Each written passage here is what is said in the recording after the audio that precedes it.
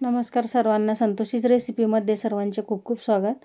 चला तर आज मी तुम्हाला वाफेवरती झटपट तयार होणारी गवाराच्या शेंगांची भाजी कशी बनवायची ते दाखवणार आहे। मी इथे गवाराच्या शेंगा स्वच्छ धुवून आणि अशा प्रकारे त्याचे शिरा काढून बारीक खुडून घेतलेले आहेत। अशा पद्धतीने 2-3 पाण्याने स्वच्छ धुवून घ्यायचे शेंगा पण बघू शकता।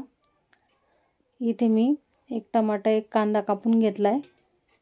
कढईमध्ये तेल आणि जिरे मोहरी टाकली। जिरे मोहरी छान तडतडल्यानंतर आपण कांदा टाकून घ्यायचा आहे। कांदा छान परतून घ्यायचा तेलावरती। कांदा छान परतल्यानंतर मी इथे टोमॅटो टाकले, कढीपत्ता टाकून घ्यायचा,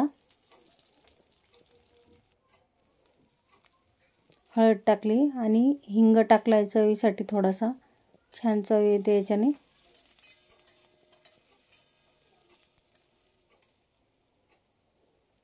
आता आपण निवडून घेतलेल्या स्वच्छ धुतलेल्या शेंगा यात टाकले।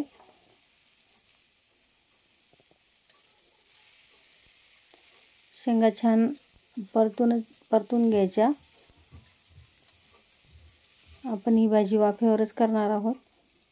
बघू शकता मी ते झाकण ठेवले।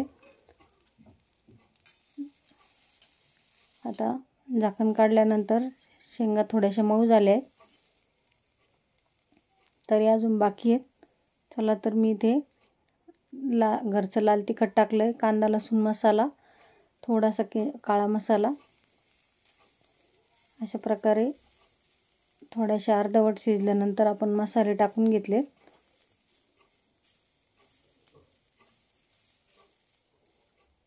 मीठ टाकून घ्यायचं।